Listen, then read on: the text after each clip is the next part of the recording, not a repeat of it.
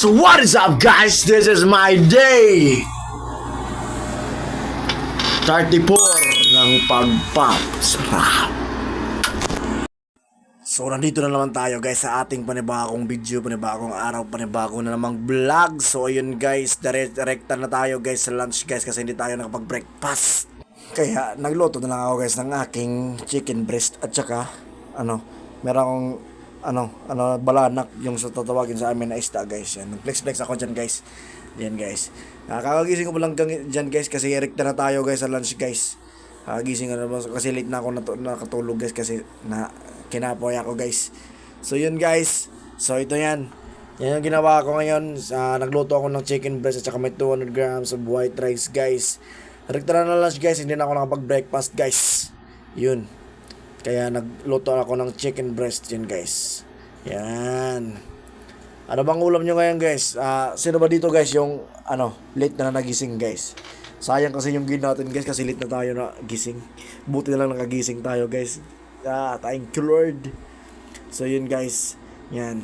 Sarap ng luto ko yan guys. Yung, at saka nga pala guys, yung sa mga nagtatanong guys, paano ko linuto yung yung chicken breast ko guys. Ko lang yan guys, linaga yan guys. Tapos linagyan ko ng konting mantika guys. Konti lang, hindi marami guys. Kasi pag marami guys is masama yan. Yun, masama. So yun guys, yan yung lunch ko. Hindi na ako nakapag-video sa breakfast guys kasi late na tayo nagising. Nagmuok tayo. Aray ko. At saka guys, katapos kong kumain pala guys is nakalimutan ko mag-take ng creatine guys. Kaya nakalimutan ko yung guys, buti na lang hindi ko nakalimutan guys. Kaya nag-take ako ng aking creatine guys, yung Atlin creatine guys para mas makatulong ito sa pagpapasarap natin guys. Kasi laking tulong nito guys.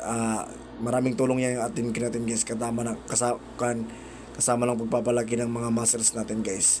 So lalagay ko sa comment section yung link guys. Click nyo na lang. At nagpapakyut ako dyan. Yan. At pagkatapos guys, ngayon guys, mga alas 3 na siguro to ng guys, ng hapon guys. Alas 2. Dito guys is nag-crave ako ng matamis. Kaya naisipan ko guys bumili ng aking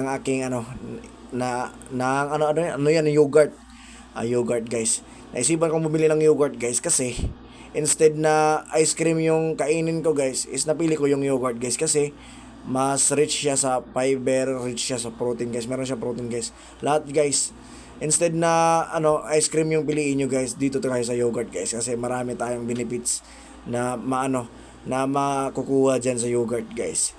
Kaya yan guys, yan yung pinili ko. Instead na sobrang sarap yan guys. Promise you guys. Yung yogurt na yan guys. Yung flavor nga pala dyan guys niya is fruit salad yung flavor. So kung umabot kayo dito sa video guys, nasa na tayo? Day 34. Make it follow na rin ako guys. Pa-like na rin at share sa mga kaibigan nyo, sa mga sa page nyo. So nasa day 34 na tayo guys.